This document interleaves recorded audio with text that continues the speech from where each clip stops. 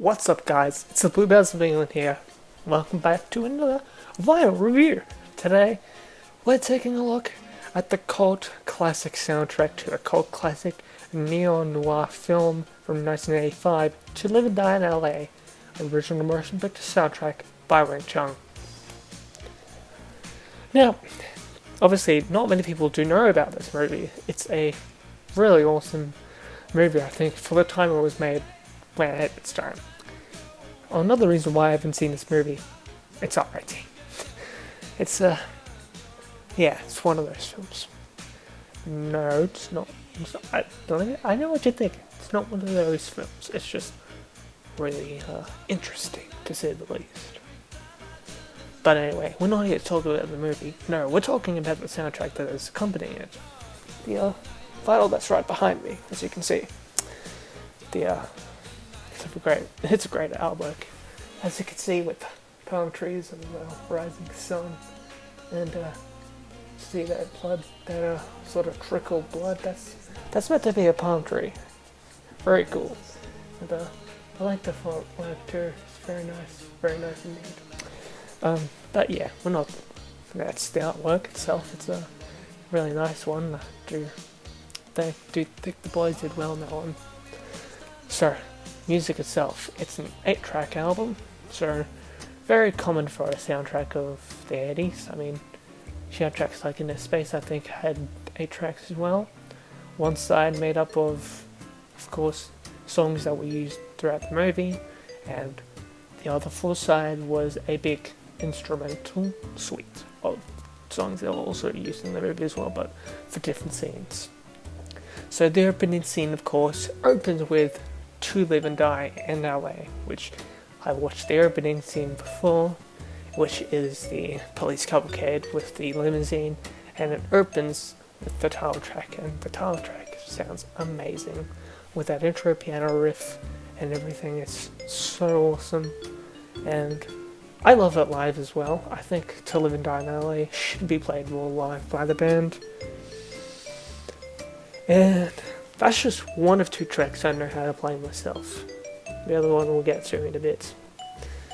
But yeah, I know how to play this one full as well on my keyboard. So yeah, I like the style and the sound of this opening track. I think it's probably one of my favorites. Lullaby. This was the B-side to Hypnotize Me in 1987, for those who like the In Space movie. If I remember correctly, this was used in the nighttime driving scene. I go through the comments of the YouTube videos and I sort of gather together the information of where this stuff was used. Wake Up, Stop Dreaming. Love this one. This one's very, very 80s. You can tell by the synth, the pack-a-punch of the brass synth. It's very, very, very nice. Shame it doesn't get played again like To Live and Die in LA. It needs to get played more. Maybe they just need to play more in Australia, who knows. Wait. Okay, this is a curveball put in because you're like, if you've already collected points at the curve, which I've collected points at the curve album, which I probably should review, you probably should also include Bedazzled Days as well, which was used in the end of the movie. So it would make sense to put that one in too. So you could possibly re-release it Bedazzled Days, maybe even get higher charting success. But onto the song Wait. Wait, I love that song. Stricken the scenes, but the lion waits for a chance again, involved with others' fate. If this was good as any I've seen, you'll win with me into the 615. Great song. So that's side 1 of the album.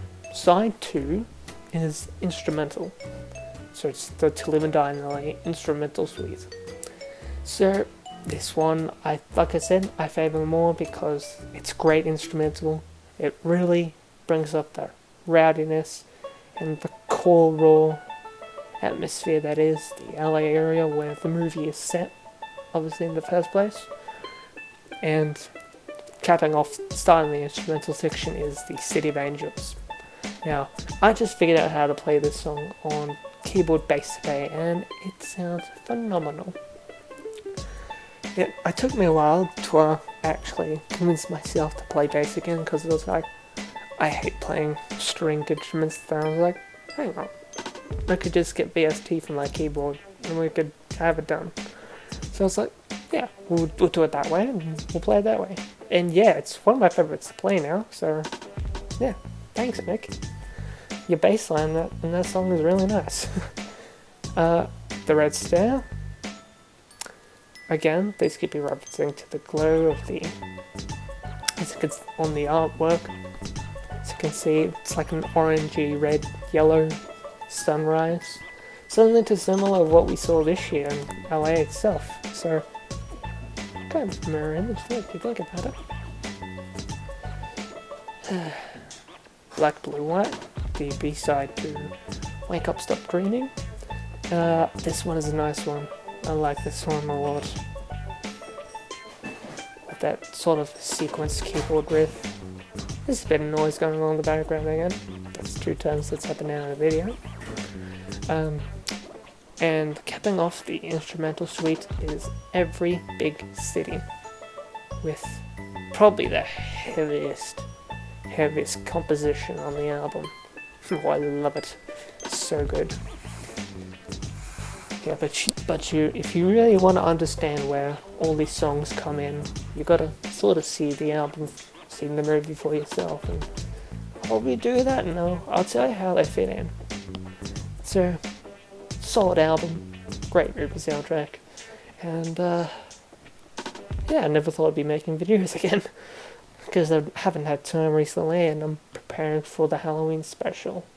Yeah, which is going to be really good. I've got a bit of a funny movie installed, not your usual Halloween movie. Saw a movie that I watched recently, Bedazzled, and it's celebrating its 20th anniversary 11 days before Halloween, and I was like, frick it, we're gonna review the movie. They're gonna call that your Halloween present for the year. And yeah, so 4 stars out of 5 for To Live and Die in LA. It's a solid album. Highly recommend getting the soundtrack, and yeah, what else can I say? Fantastic album, great sound, great production, fantastic tunes. So this is called, I keep making that mistake. It's the Blue Bells of England signing out. See you on side 2.